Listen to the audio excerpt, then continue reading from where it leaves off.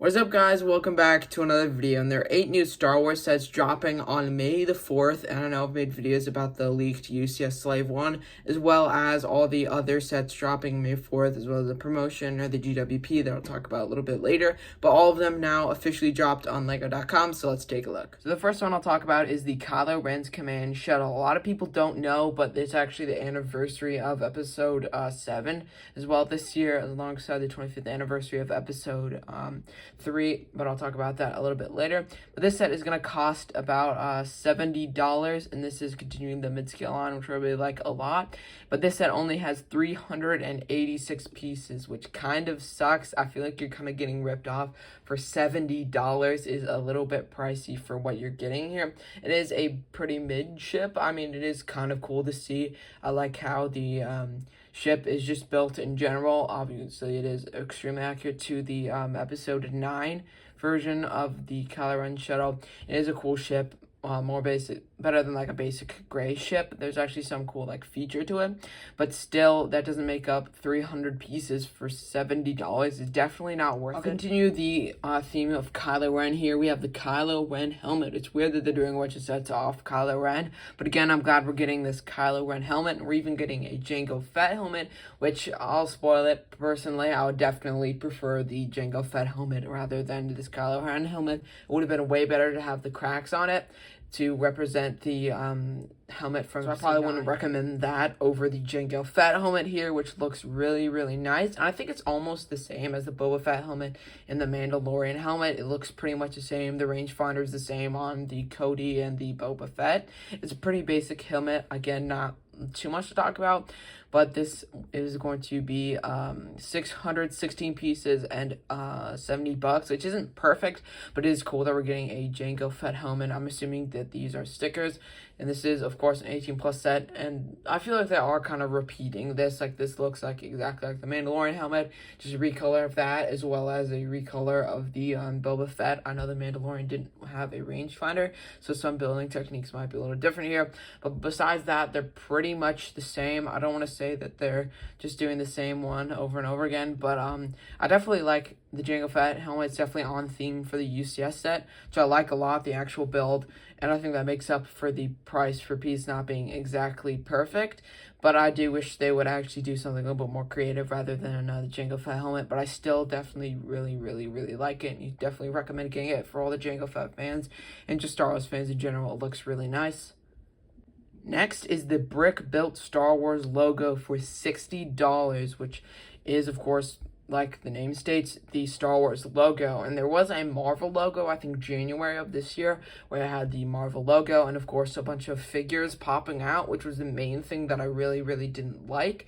And it might be biased because I'm a Star Wars fan, but I think this is a lot better because it's cheaper and it is a lot better. I probably wish it would have included like some classic figures like a Luke Skywalker, Han Solo, Chewbacca, figures like those, like how it kind of has them in the Marvel logo, but rather them not being popped out and stuff here and there, because it's just extra technique that you have to build, and I don't really like that. So that was the main reason I didn't like the Marvel logo, and that was also $100.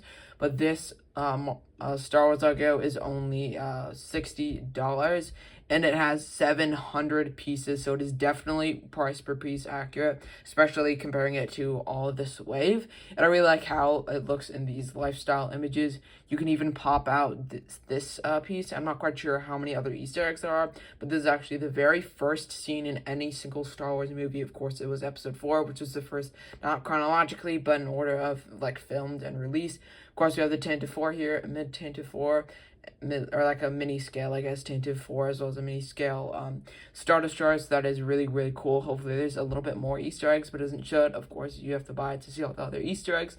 See a little bit of the process of the building here. I definitely think this is a really nice logo to have on display next to like all your Star Wars sets surrounding it. I can imagine some really nice displays, and $60 is definitely worth it. Next is a really cool one. It's the Chopper Astromech Droid. And I'm going to talk about some other set. I think it was the worst set, at least in my opinion, of 2024. It was the Builder's Droid. I don't remember exactly what it was called, but it was made for the 25th anniversary of just LEGO Star Wars being collabed together.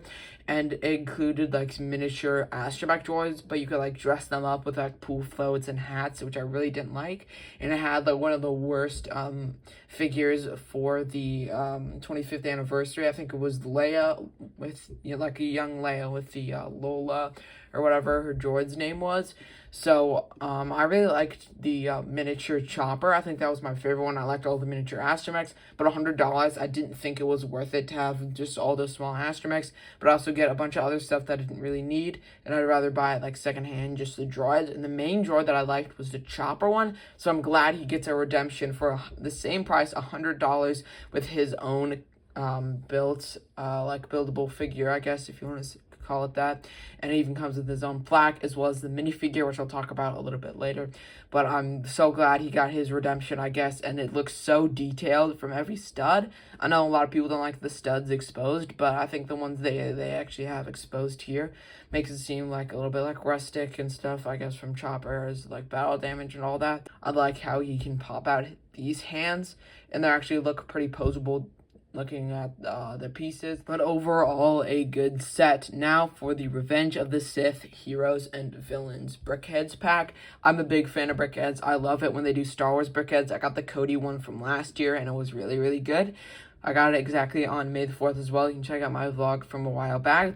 But these come with, I think, 5 figures: Mace Windu, Padme, General Grievous, Anakin, and Emperor Palpatine there, which I really, really like. It's the same price as last time. I'm not sure though, but I really like the box art. I don't think there's actually a like logo for the 25th anniversary of Revenge of the Sith.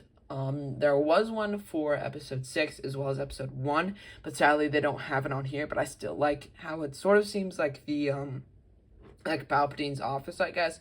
I don't know what I'm trying to say, but like it gives off the episode 3 vibe, I guess, of like Mustafar a little bit because of the orange, and it sort of just gives off that Revenge of the Sith vibe. And I really wish they would have included like that little sticker that they have on the box. Obviously actually printed on the box, but it's the like the logo, the 25th anniversary. Now they don't, which is really, really sad. And I think this is the only set based off or like for the 25th anniversary of Revenge of the Sith, which kind of sucks. This is actually really good. A Brickheads pack. Had one for Commander Cody, which is kind of weird. I wish that would have been this year because it's been the anniversary of episode 3. But now they have this Luke Skywalker Rebel pilot for $10. Again, pretty evenly priced. Most of the Brickheads stay around the same range of pieces, and this is a pretty basic brickhead. I wish I would have done something else for episode. Could have also done Count Dooku. That would have been a really, really good one. Would have been some brickheads which will been from now the most hyped set of this year, which is the Jango Fett's Starship, I guess. A lot of people say Slave One, I say Slave One, and on the box it says Starship on it, which, like they said, for the Boba Fett's Starship, I guess you want to say. But this is like my raw reaction from actually seeing the thing online, and it actually says Jango Fett's Fire Spray class Starship, which is kind of weird. They're kind of trying to avoid like every single name possible with Slave One. It's probably because Disney doesn't let them use it for some reason, which I'm very confused about. But Fire Spray class Starship is pretty cool to use as a name, but again, I wish they would have just put Slave One because everyone knows it as Slave One. Obviously, you guys have seen this, and they actually add a lot of really cool lifestyle, or not lifestyle images, just in general images, and you can even see the 2 figures that come in, and I'll show you guys a little bit more into depth of it. I don't think I really talked about the Boba Fett, and I know a lot of people don't like the Boba Fett, so I'll talk about him first.